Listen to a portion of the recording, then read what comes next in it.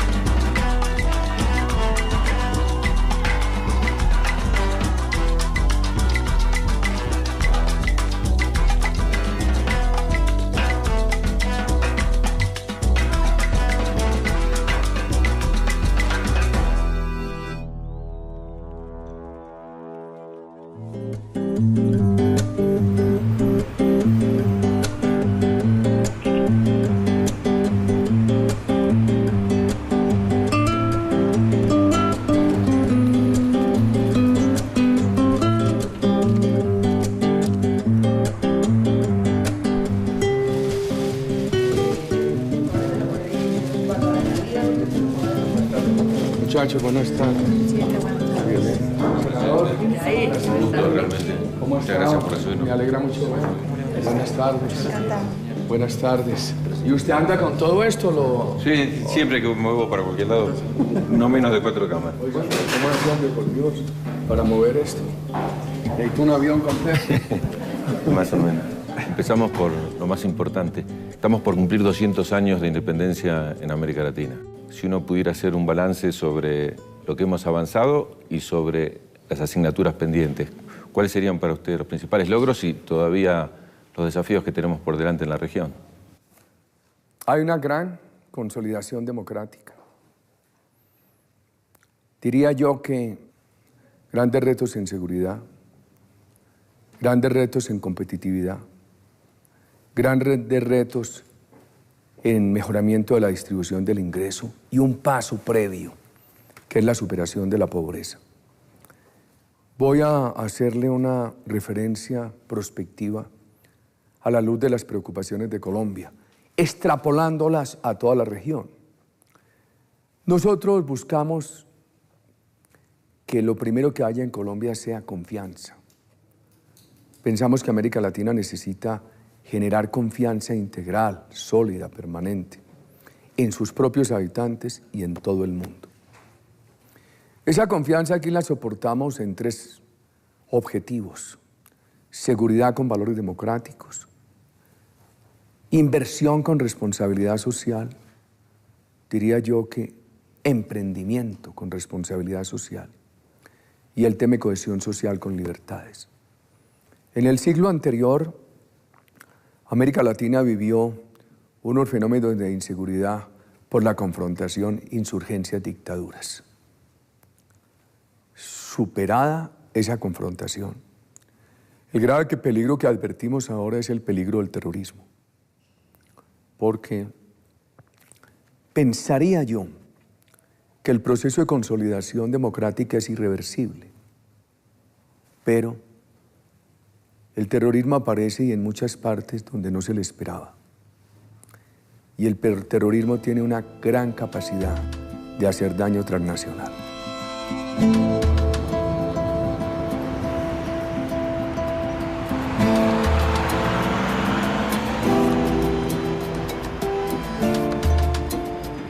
Las políticas de seguridad democrática que implementó el presidente Uribe, nuestro presidente, fue el incremento de la fuerza pública, donde se aumentó el pie de fuerza de una manera nunca antes vista. Los dotó de mejores medios logísticos, tecnológicos, y donde había presencia guerrillera, envió lo que es el ejército y la policía a retomar esas regiones. Había regiones del país donde nunca entraba ni el ejército ni la policía, no había control del Estado. Lo que hizo el presidente Uribe fue consolidar la presencia de la fuerza pública en todo el territorio nacional. O sea, ahorita donde la Policía Nacional ahorita tiene la cobertura de un 97-98% del territorio nacional, mientras que antes que llegara él estaba en una cobertura del 75-80%. La guerrilla se aprovecha de situaciones de desventaja social o de desigualdad social o de pobreza para hacerse firme en algunas regiones del país. Ellos no se han hecho firmes en la conciencia del pueblo. Ellos se han impuesto esa sangre y fuego. En la medida que los vamos derrotando y que vamos protegiendo a la ciudadanía es institucional. La ciudadanía lo que anhela en todas partes es que en lugar de estar subyugada a sangre y fuego por guerrillas o paramilitares, por cualquier expresión de narcotráfico, esté el Estado. Ahora, ¿qué pasó en Colombia? Las guerrillas propusieron una sociedad más justa. Lo que hicieron fue crear más desempleo, más pobreza, desplazamiento. El país entró en procesos de ampliación democrática, elección popular de alcaldes y gobernadores. Y los insurgentes que la víspera habían ofrecido la paz a cambio de que se adoptaran esas medidas de ampliación democrática, en el momento en que estas medidas fueron adoptadas, irrumpieron como asesinos de alcaldes, de gobernadores, como factores de coacción contra las expresiones de la democracia. La violencia en Colombia no ha sido buena para la democracia, mucho menos para el tejido social.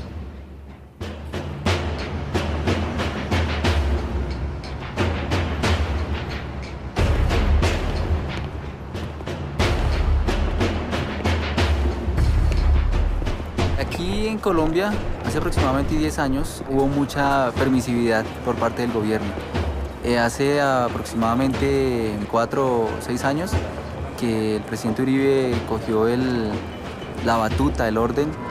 Es de anotar que soy apolítico, ¿sí? O sea, no voy por ningún partido político, pero me he dado cuenta de los logros que ha adquirido el mandato del presidente Uribe. La seguridad ciudadana ha mejorado muchísimo, ya que pues la gente también se ha dado cuenta de muchas normatividades, ha también sabido convivir, pero lamentablemente aquí en la ciudad, por cada policía que hay aproximadamente 12 ciudadanos, entonces queda complicado un policía atender los casos. ¿Qué condiciones históricas se dieron para que en Colombia, en décadas anteriores, se instale de esta manera la violencia, la guerrilla y el narcotráfico? ¿Qué fue lo que ocurrió? Yo le diría esto.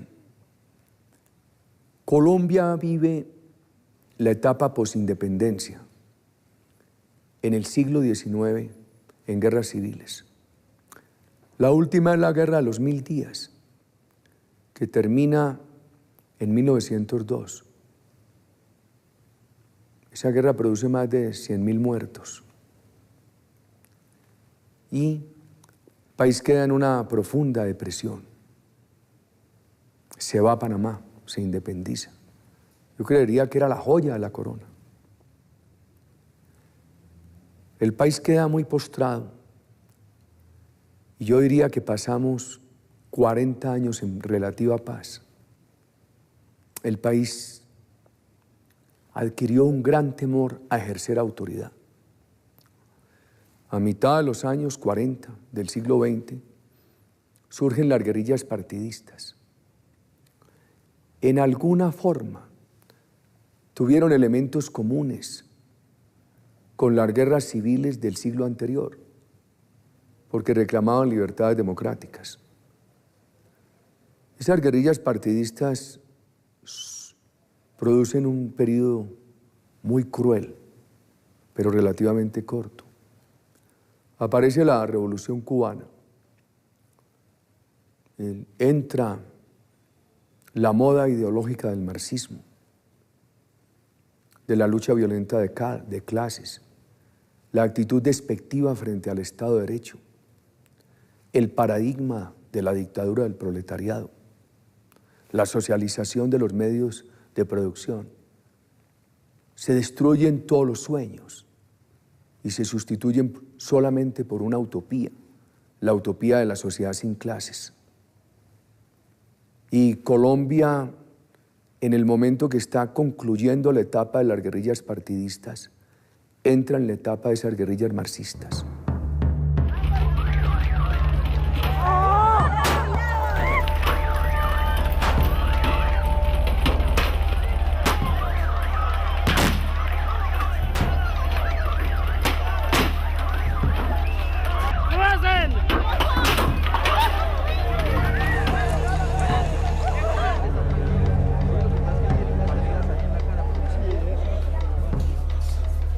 El país tiene un gran temor al ejercicio de autoridad.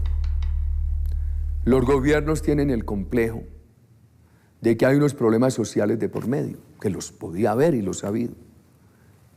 Y entonces creen, es la línea general, que no hay que enfrentar los fenómenos con autoridad, sino con apaciguamiento. Y el apaciguamiento fortalece más los movimientos violentos. Y aparece el paramilitarismo en la forma de autodefensas.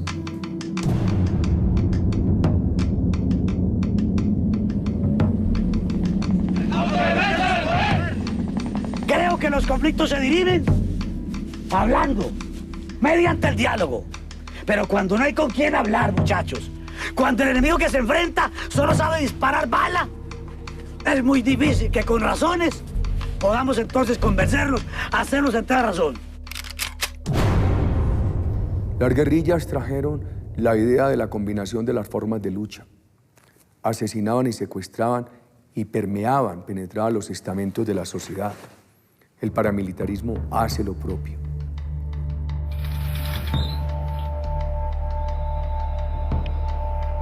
Los famosos escuadrones de la muerte o paramilitares nacen en la guerra de Vietnam y mucho antes, pero Estados Unidos se especializa en esos escuadrones de la muerte que en Vietnam los llama ojos rojos. El paramilitarismo, los escuadrones de la muerte simplemente son unidades militares, son un grupo élite que hacen el trabajo sucio para que no aparezca el ejército, para que no ocurra lo que ocurrió en Argentina. Como en Argentina, quien hizo la guerra sucia fue el ejército. Y eso produjo que la institución se cayera totalmente. Entonces ellos aprendieron y ahora los paras son los que realmente hacen el trabajo. Pero realmente es una política de contrainsurgencia que tiene el Estado colombiano y por supuesto el gobierno de los Estados Unidos, ¿no?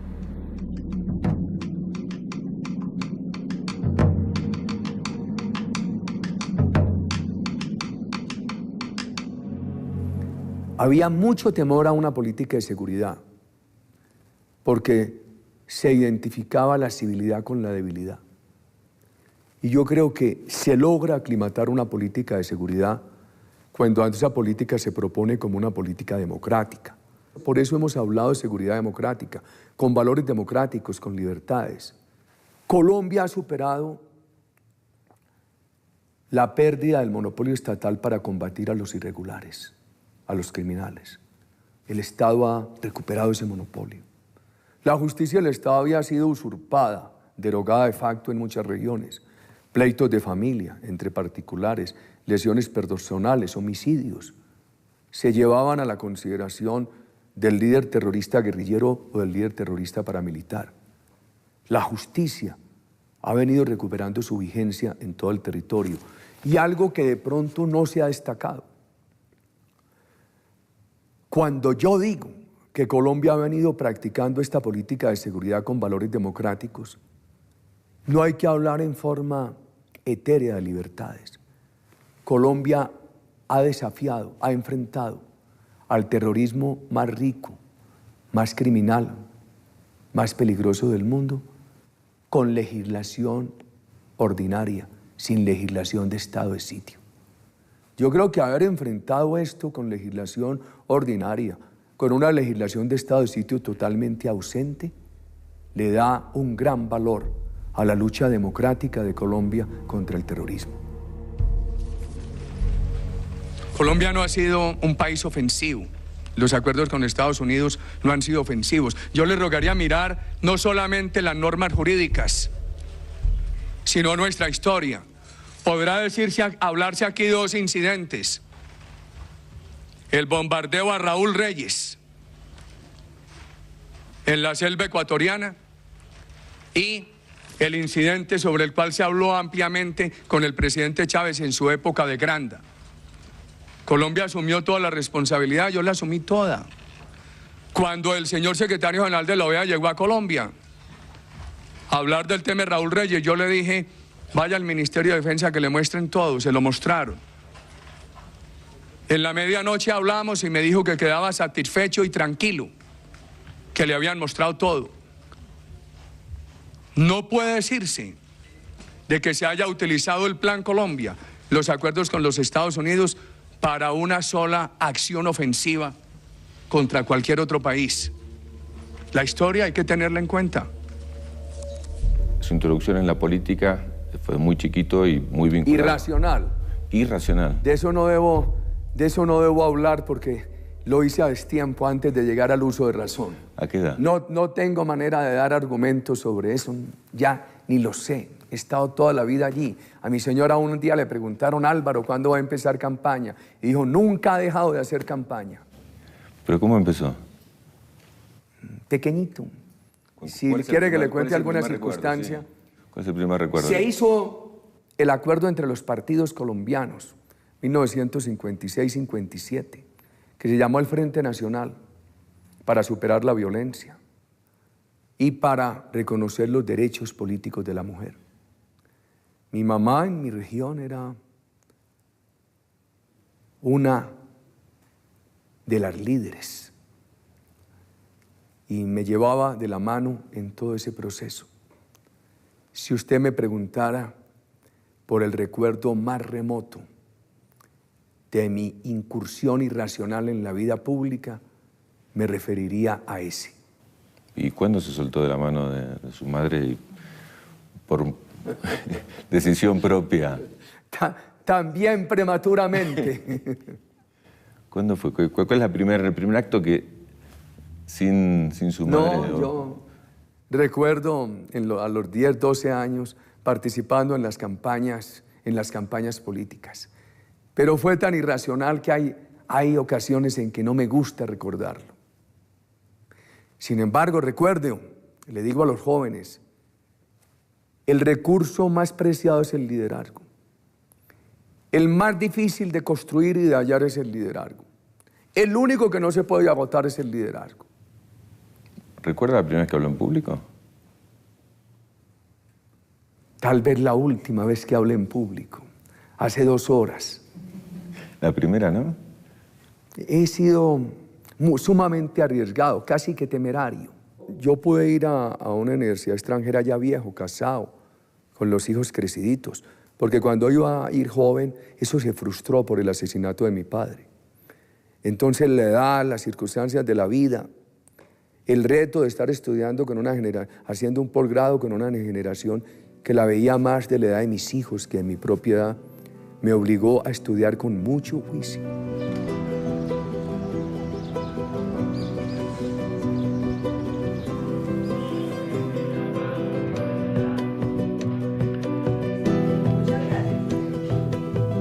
Yo no sé si ustedes saben que yo fui profesor de Uribe. Era un estudiante, yo diría que medio tirando hacia alto. No el mejor estudiante porque él repartía su tiempo ya entre las labores académicas, la tarea política, porque entró a la política desde muy pronto, y el negocio. Tenía una cafetería, entonces tenía el tiempo repartido entre esas actividades, pero era un estudiante que rendía. El comandante de la Fuerza de Tarea Conjunta Omega, general Javier Flores, dijo que 10 de los guerrilleros capturados hacían parte de la red de... La universidad estaba en ese momento en un proceso de izquierdización grande y las asambleas tanto de profesores como de estudiantes eran disputas entre el maoísmo y el trotskismo, etcétera, y él de pronto hablaba a nombre del Directorio Liberal de Antioquia, entonces lo silbaban de una manera aterradora, pero él esperaba que se acabaran los silbidos y lo dejaban hablar y lo respetaban. El asesinato de mi padre le deja a uno una tristeza con la cual se llegará al sepulcro. Una tristeza insuperable. Ese problema lo ha sufrido el 50% de las familias colombianas. Entonces, cuando uno ve al país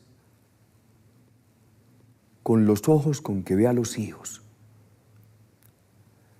está inmune al odio,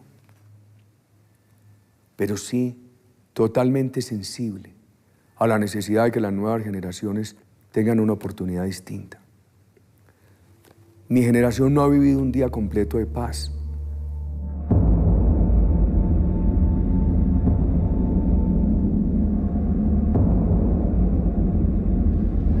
Esperemos ya, no es más que poder verlo de nuevo después de 7 años y medio de cautiverio, porque antes solo se había podido observar a través de algunas pruebas de vida en donde él siempre pedía por el acuerdo humanitario. Mi nombre es Alan Jara, ingeniero civil. Fui 2 veces gobernador de mi departamento y en el ejercicio de esa vida pública decide las FARC secuestrarme. Permanezco cerca de 7 años, 7 meses en poder de la guerrilla.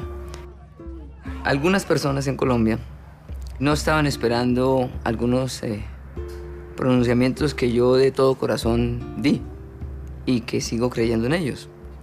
Entonces, temas como, por ejemplo, de que no puedo compartir la posibilidad de un rescate porque hay riesgo para la vida de mis amigos que están allá, sino que tiene que ser a través del intercambio humanitario.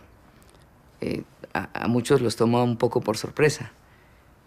Igual menciono que si bien es cierto que a mí me secuestran las FARC y ellos son quienes cometen el delito, yo de quien espero una acción es del Estado, es de las instituciones. Y entonces me preguntan yo qué creo que hizo el presidente Uribe para mi liberación y digo nada, con franqueza, porque realmente no fue así. Él me visita muy gentilmente en horas de la noche en mi hogar, pregunta por mi salud, etc., en muy buenos términos. Y yo le comento a él, porque él me dice que él ha cedido en muchos puntos para llegar a ese acuerdo humanitario. Y yo le digo al presidente que en un rescate el riesgo es muy alto. Ya tuvimos un resultado terrible. Y le menciono cómo en la selva, cuando se oye un helicóptero o algo, la guerrilla no apunta hacia el helicóptero. La guerrilla apunta hacia donde estamos nosotros. Y la orden es no dejarnos arrebatar con vida. Y entonces hay unos requisitos mínimos que pone cada una de las partes que han llamado inamovibles. Yo le decía al presidente, lo único inamovible que yo conocía como secuestrado era el árbol al cual ponían la cadena para fijarme. Yo traté de moverlo muchas veces y no hubo forma de moverlo. Ese es un inamovible. Lo demás, le dije yo, es cuestión de sentarse y privilegiar la vida y la libertad.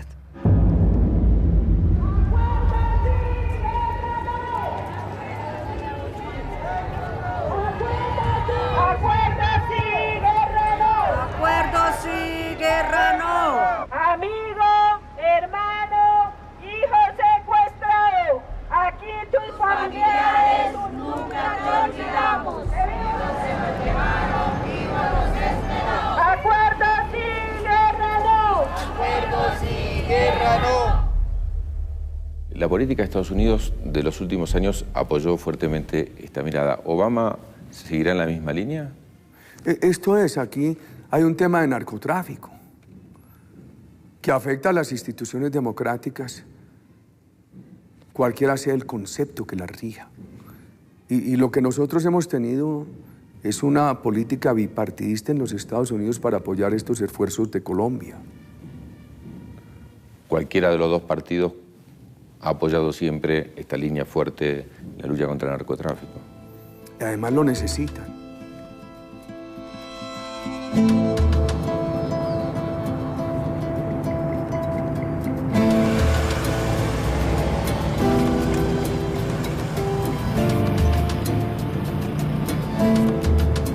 Pienso que ha mejorado bastante la seguridad cotidiana, como se puede llamar. Se ve la fuerza pública vigilando y constantemente monitoreando la ciudad. Por lo que se da a conocer en las noticias, la fuerza pública ya está tomando zonas que antes no podían entrar por la guerrilla. sean los guerrilleros, sean los paramilitares, sean grupos al margen de la ley, pero ya la fuerza pública está tomando control nuevamente sobre esas zonas. Entonces eso le da todavía más confianza a la gente de volver a sus tierras. Por la noche hay mucha vigilancia de la policía, hay retenes viales en las partes, en las vías importantes. Este tipo de cosas que le dan a uno como conductor de servicio público pues mayor seguridad. O sea, yo digo, si uno no tiene nada que esconder, muchísimo mejor que esté la policía. Que lo paren a uno, que paren al pasajero, lo bajen, lo requisen, revisen los papeles, los antecedentes. Y si todo está bien, pues no hay problema, uno sigue. ¿Se siente por momentos incomprendido por otras regiones o por otros países de la misma región porque no viven esta misma situación o porque no la sienten como propia? Incomprendido no, me preocupa por ellos. Porque hoy por mí, mañana por ti. El terrorismo es traicionero y no respeta fronteras. El terrorismo se convierte en el principal desafío al Estado de Derecho, porque se pierde ese elemento cultural tan importante que es el respeto del gobernante y del ciudadano a la ley. Entonces, el terrorismo que hoy asesina a colombianos, mañana asesina a ciudadanos de otros países. Yo veo dos cosas en lugar de sentirme incomprendido. Una es el riesgo para otros países. Y una segunda, nosotros sí necesitamos más cooperación. Porque mientras los terroristas colombianos observen que en otras partes no se les persiga con la misma intensidad con que los perseguimos en Colombia, pues ellos van a encontrarse cómodos, van a sentir que en otras partes pueden ocultarse. Y mientras tengan la posibilidad de ocultarse, nunca van a adelantar los procesos de paz que se requieren. Ojalá se avance en esa integración. El modelo europeo de integración es un ideal bien importante. ¿Por qué? Porque ha traído disciplina en el manejo macroeconómico, no hay duda. Porque ha obligado a todos a respetar la regla democrática. Nadie se puede salir en la Unión Europea del respeto a la regla democrática. Porque ha evitado los gobiernos de extrema. La regla democrática y la integración europea son un obstáculo para que alguien pueda asumir posiciones extremas en cualquier dirección. Porque ha comprometido a todos a luchar contra el terrorismo. Usted le pregunta hoy a los españoles si la Unión Europea ha contribuido a que los franceses les ayuden en la lucha contra el terrorismo, y la respuesta es afirmativa. Y Europa, vamos a ver qué pasa en esta difícil crisis, pero Europa ha demostrado tener la capacidad de construir el universo de clase media más importante del mundo. Diría yo que una clase media en bienestar, con un gran cuestionamiento, es qué va a pasar a raíz de esta crisis.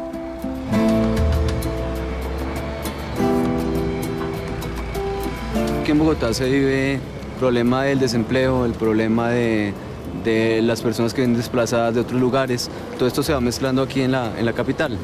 Entonces, el desempleo aumenta, el problema de inseguridad aumenta, las oportunidades de trabajo también obviamente van escaseando, se ven problemas como los problemas que vemos actualmente de recesión, los sueldos no están alcanzando. Entonces, por ejemplo, en mi caso, yo soy docente, pero igual me toca trabajar en algo extra porque mi sueldo no me alcanza, tengo mi hija, tengo mi esposa, me toca responder por un hogar, entonces pues toca buscar otras fuentes de ingreso. Creo que el presidente Uribe ha hecho cosas positivas, así como ha tenido también cosas que no estoy de acuerdo. No obstante, a pesar de todo lo que han implementado a nivel político, a nivel social, a nivel también, entre comillas, cultural, pues esto no es suficiente para todo el problema que se ve aquí en Bogotá. Yo creo que el pueblo está dividido en esa parte. Hay gente que sí quiere que él siga. Hay gente que tiene el concepto de es mejor malo conocido que bueno por conocer. Otros simplemente nunca han estado de acuerdo con el mandato de Uribe. Estando en Colombia no puedo dejar de hacer una pregunta que tiene que ver con Bolívar. Si desde algún lado no estuviera mirando Bolívar en este momento, ¿qué es lo que diría Bolívar hoy? Bolívar era un hombre de orden. Yo creo que él tuvo que tomar muchas decisiones en materia de instituciones y que no las tomó al impulso de lo que pudieran ser sus convicciones ideológicas, sino al impulso de las necesidades. Yo diría que él hoy tendría que estar preocupado por el tema del orden, que tiene dos amenazas: el terrorismo sustentado en el narcotráfico y las tentaciones de estatismo que pueden darse en algunos países. Cuando hoy hablamos de que América Latina haga los grandes esfuerzos en procura de la investigación y del desarrollo, pues no podemos olvidarnos que para la época del Libertador los esfuerzos que él hizo en procura del desarrollo fueron inmensos, para no hablar de su idea de cohesión social, que diría yo que se consolidó en todo el proceso del Alto Perú, de formación de Bolivia, y que más tarde defendiera cuando se enfrentó al caos que quiso apoderarse entonces de la Nueva Granada, hoy Colombia.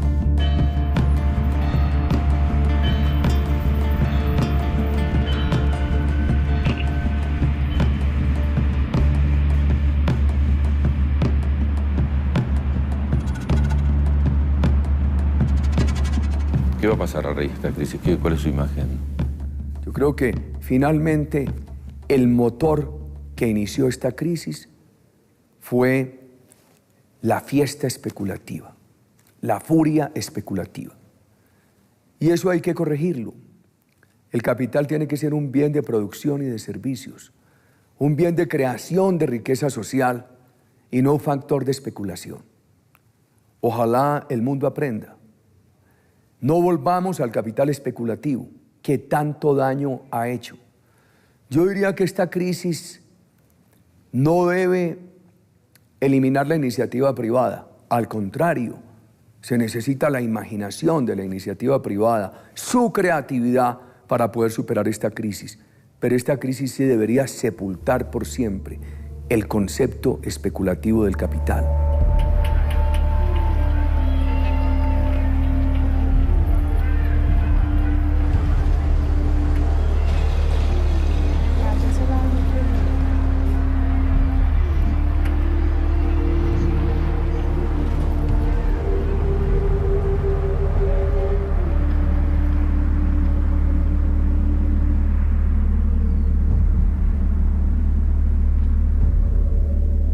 Yo creo que América Latina ha vivido extremos que tienen que causar una reflexión. Vivió el extremo neoliberal del desmantelamiento del Estado. Mató el Estado por decreto y eso ha hecho mucho daño. Como también ha hecho mucho daño la distorsión de la socialdemocracia en su aparición de Estado burocrático ineficiente. Y mire, eso que parece un juego de extremos antagónicos, finalmente convergen en un punto.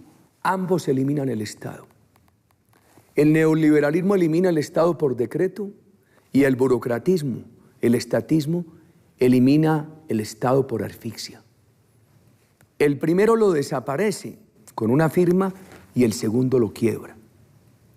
Entonces, esos extremos nos tienen que causar la reflexión de la necesidad de un Estado garante de la cláusula social, al servicio de la comunidad, que regule pero que no sea interferencia, que regule y promueva pero que no sea monopolio, que proteja a los sectores vulnerables pero que efectivamente los proteja, no en la retórica.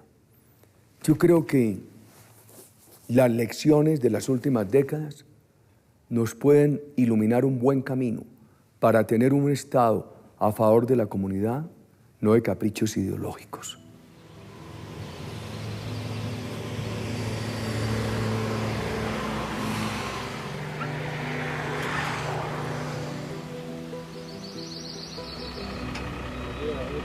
Yo el país en la actualidad lo veo un poco muy atrasado porque acá hay mucho desempleo. Supuestamente en lo que es la agricultura, como todos los trabajos agrícolas ya se están haciendo con maquinaria, entonces ya la mano de obra humana se está acabando. Está viniendo la gente de la ciudad para los campos. La gente tiene que salirse hacia el campo, que es la parte más amplia para la gente poder conseguir algo de comer. Entonces ya el trabajo también está muy escaso por eso. ¿Y Colombia está en condiciones de enfrentar ese desafío, de avanzar en la capacidad de su gente y de la innovación como el motor fundamental de la economía? Tiene dos cosas que indican que sí. Primero, la pobreza en muchos recursos naturales. Es un país que no tiene mucho petróleo, es un país que no tiene mucho gas, es un país que no puede producir mucho oro, que tiene un inmenso respeto por la selva, es un país con pequeñas producciones de hierro, de níquel, es un país que tiene el 51% de su territorio en selva.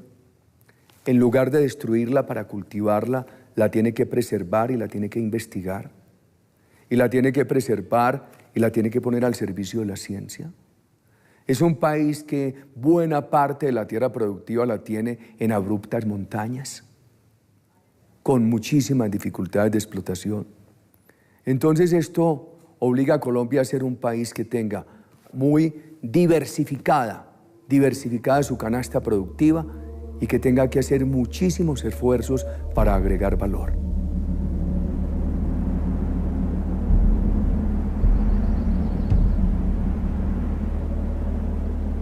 Creo que es la primera vez que un presidente plantea tan fuertemente, quizás por la realidad del país, el tema del terrorismo, el tema de la violencia. ¿Este tema es central y cuáles son los caminos para resolverlo? Hay que derrotar el narcotráfico. Y yo creo que hay una posición equivocada frente a las drogas.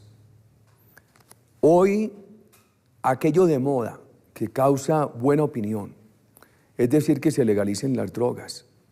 Yo particularmente pienso que están legalizadas en la medida que hay tanta permisividad para el consumo, que lo que necesitamos es ilegalizar esa parte del eslabón, ese eslabón de la cadena que es el consumo. Ahora, nuestros países antes, Colombia alegaba, no, es que aquí hay tráfico, pero después hubo producción. Decía, pero es que aquí no hay consumo. Hoy tenemos más de 1 millón de consumidores. O sea que el problema termina por afectar integralmente en todas sus fases o eslabones a todas las sociedades. Yo creo que eso hay que derrotarlo. Y también se ha perdido de vista el impacto de la droga en la ecología. La droga puede ser el gran destructor de la cuenca amazónica. Y que entonces pasemos de la mayor fábrica de biodiversidad del mundo, de la más importante área de sostenibilidad de la biodiversidad, a un riesgo de desierto que acabaría con el planeta. Hay que mirar el tema de la droga desde la perspectiva del medio ambiente. La droga puede ser el gran destructor de la selva amazónica. El 60% de los nuevos proyectos mineros están en áreas de conservación ambiental y fundamentalmente áreas de bosques. El medio ambiente ya no lo maneja el Estado, sino la compañía multinacional. Entonces, el Código de Minas lo proponen ellos, se lo dan a lo que aquí llamamos los parapolíticos, es decir, los políticos puestos por los paras, que son elegidos porque las multinacionales le dan plata a los paras para que maten gente, desplacen otra y solamente quede gente que vota por esos tipos que son los que llegan al Congreso y le aprueban todo el saqueo de los recursos naturales a las compañías multinacionales. Nosotros, a pesar de la crisis, seguimos teniendo inversión. Y aún en el supuesto de que la crisis nos llevara a una parálisis de inversión, si nosotros perseveramos en nuestras convicciones, en el momento en que empiece a superarse la crisis, Colombia se puede expresar como uno de los mayores destinos de inversión del mundo. Presidente, es que es muy difícil sostener la política de seguridad democrática por la crisis. los recursos, el desempleo. Eso va a contribuir a que haya más droga, más negocios ilícitos, más criminalidad. Mi respuesta es, justamente, tenemos que enfrentar esos fenómenos y persistir en nuestra política de seguridad, porque si cedemos ante esos fenómenos, cuando en otras partes del mundo empiece a recuperarse la crisis, si aquí estuviéramos sumidos de nuevo en una racha profunda de criminalidad, no habría manera de montarnos en el tren universal de la recuperación en la poscrisis. Soacha es un municipio con un nivel de marginalidad muy alto. Los desplazados por la violencia suman casi 27.000 personas. Positivo es la denominación que se da dentro de la policía a un resultado de cumplimiento del deber que termina de manera favorable. Una detención, una incautación de armas, una detención de alijos de droga, es lo que se denomina positivos. Y si no es un positivo en realidad, pues se trata de lo que nosotros hemos llamado el falso positivo, que es la presentación que se le da a una situación como de legítimo ejercicio de la fuerza por parte del Estado, y a la postre se ha venido definiendo que no fueron ese tipo de situaciones, sino que estamos enfrente de operaciones en las cuales se cometieron homicidios. Mi nombre es Luz Marina Bernal, madre de Fair Leonardo Porras, de 26 años, de educación especial. Él no sabía leer ni escribir. Se desapareció el 8 de enero del 2008.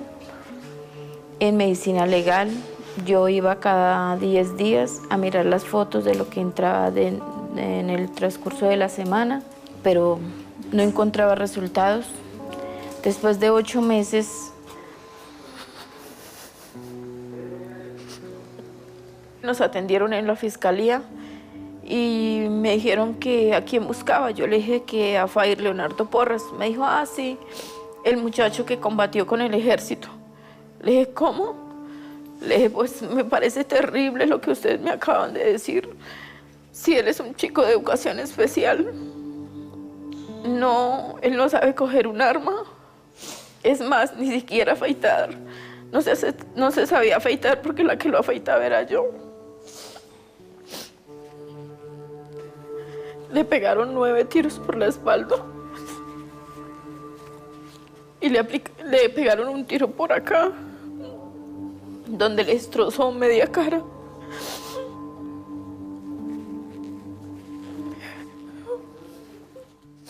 Me da tristeza que el ejército colombiano, que es el encargado de vigilar su país, sean los autores de estos crímenes.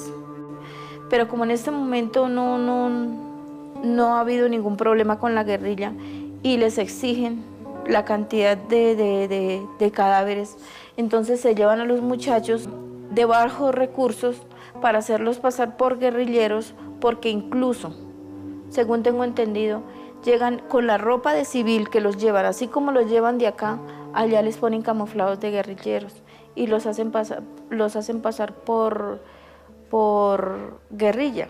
¿Por qué? ¿Por qué? ¿Por qué los asesinan? Si eran la esperanza de nuestra familia. ¿Por qué? Esos positivos son crímenes de Estado. ¡Que renuncie! ¡Que renuncie! ¡Renuncie! ¡Matan al campesino por un sueldo miserable! ¡Asesinos! ¡Asesinos! ¡Asesinos! Cuando empezamos la política de seguridad, fuimos conscientes que no podíamos llegar a las regiones solamente con los soldados. Entonces hemos tenido algo que se llama acompañamiento integral, acción integral. Es llegar con los soldados, pero llegar también con la educación, con el mejoramiento de la energía eléctrica, del acueducto, con las familias en acción, con los programas nutricionales, con el microcrédito. Ahora, falta mucho, pero vamos avanzando y por lo menos el pueblo colombiano nos ha visto en la dirección de ese esfuerzo. Nuestra política de seguridad tiene un elemento de carne y hueso, el heroísmo de nuestros soldados y policías.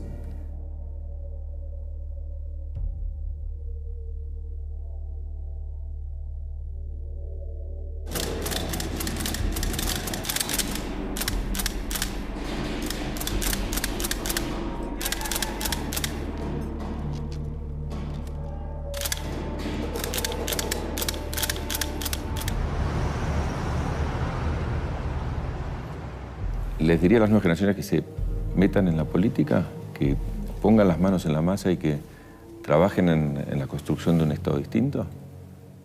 Indudablemente. Usted puede montar una fábrica de vehículos, aún una universidad.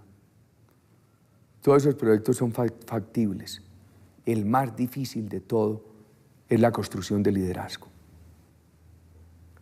Entonces, el elemento más escaso de todos es el liderazgo.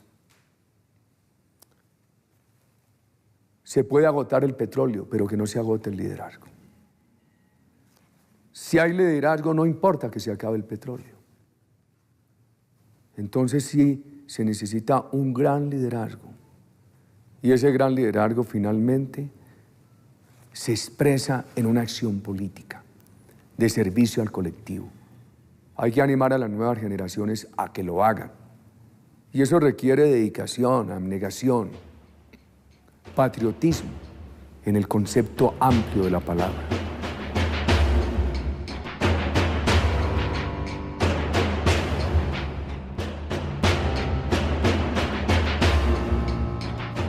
Valor, sacrificio, 3 palabras que yo llevaré ante mí sobre el acero de Colombia y me llaman al servicio, a morir, a vivir por mi patria, nada importa. ¿Cómo imagina el horizonte de Colombia, de una Colombia en paz? ¿Cómo la imagina? Con todas las energías volcadas al emprendimiento. Y muchas veces prefiero hablar de emprendimiento que de inversión, porque el emprendimiento es un fenómeno cultural y transversal de toda la sociedad. Hay que fomentar tanto el emprendimiento en el más rico como en el más pobre.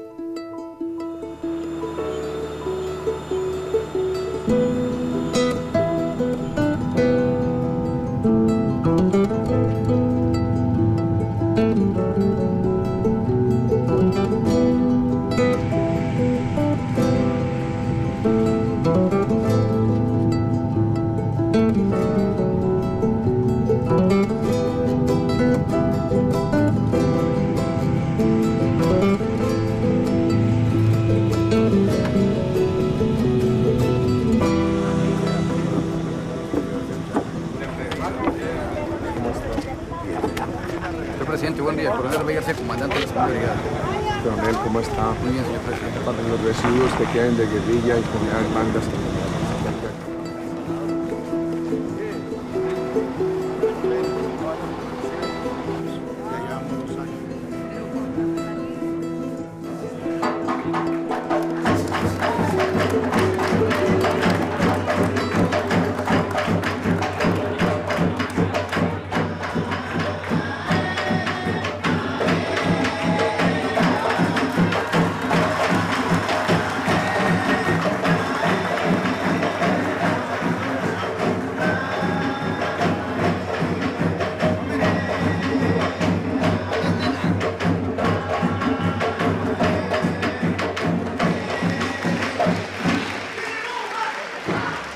Un saludo afectuoso, doctor José Fernández de Castro, compatriotas todos.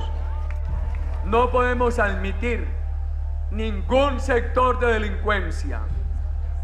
La manera como nosotros, este gobierno, las Fuerzas Armadas, particularmente mi persona, podemos mirar a los ojos a los colombianos y podemos mirar a los ojos a las nuevas generaciones, es con la autoridad moral de combatir con toda la firmeza todas las expresiones del terrorismo.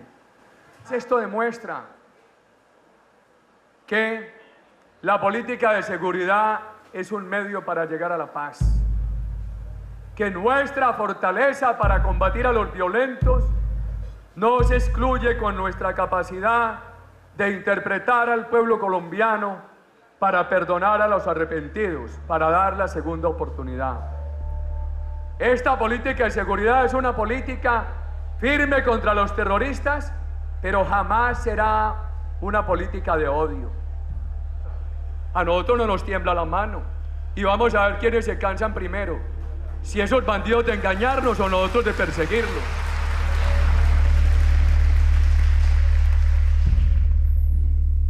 El esfuerzo que hemos hecho es en los siguientes elementos. Llamar la atención sobre la necesidad de la seguridad, que es un valor democrático, una fuente de recursos. Segundo, llamar la atención sobre la necesidad de la inversión como presupuesto esencial para la prosperidad. Tercero, llamar la atención sobre la cohesión social de manera diferente al reparto de la pobreza. Y diría que algo muy importante en el ejercicio cotidiano del gobierno, un gran esfuerzo por el gobierno comunitario.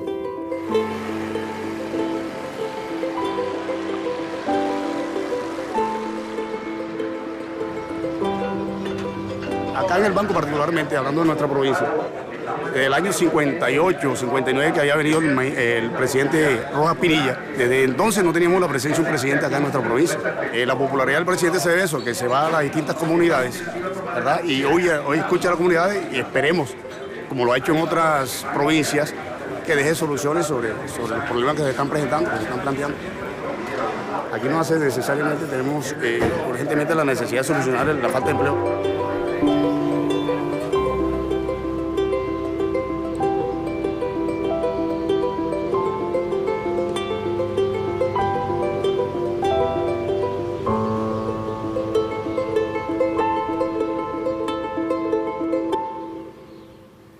Y volviendo a lo de Bolívar, si Bolívar tuviera que decirnos algo respecto de su ideal, ¿qué nos diría Bolívar?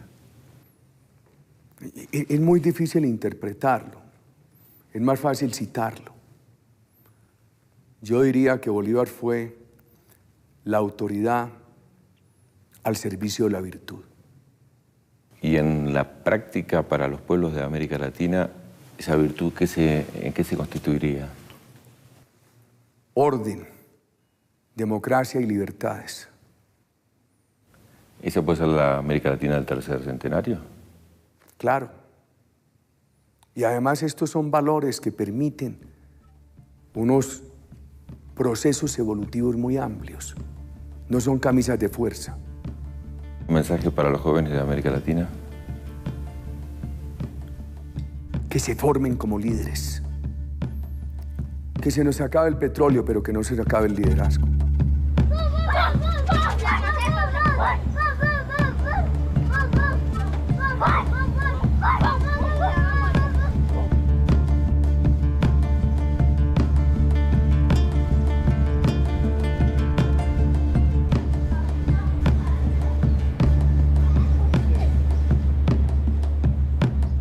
En América Latina, dedicarse a la política es arriesgar. Y entre otras cosas, incluso por los atentados que tuvo contra su vida, es arriesgar la vida. Es un elemento que hay que tener, ser valiente para poder dedicarse a la política, o en su caso particular, ¿se siente valiente? ¿La vida lo hizo así? Si usted toma la política simplemente como una forma de vida y no tiene compromisos profundos, no tiene que arriesgar. Si la asume con compromisos profundos y en países como Colombia, tiene que correr riesgos, indudablemente. Le pregunto directamente, ¿y no tiene miedo? Es de la esencia, de la naturaleza del ser humano, el apego a ese don precioso, preciado que es la vida. Pero se necesita enfrentar desafíos con un gran esfuerzo sobre sí mismo, cuya primera etapa es anular el miedo. El único miedo que debe existir, además del temor a Dios, es el miedo a tener miedo. Eso implica una madurez especial. ¿Cómo se llega a esa conclusión, a ese pensamiento o a esa sensación? Con compromiso. Y el compromiso hay que reiterarlo todos los días. Superar la enfermedad, el cansancio, la falta de energías, la falta de sueño.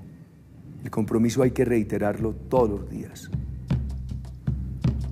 uno se tiene que llamar a filas a sí mismo todos los días. Uno se tiene que reclutar a sí mismo todos los días. La próspera herencia de la antigua y magnánima ley, que guardamos el año de gloria, cuando cargo yo soy fusil. Muchísimas gracias, presidente. Senador, muchas gracias a usted. De la línea de quemar, de Colombia el sagrado confín. Muchas gracias, no tengo sino espero que nos palabras de encontremos en agradecimiento. otras circunstancias Inmensamente imposibles con gracias. caballos. Ojalá. Claro.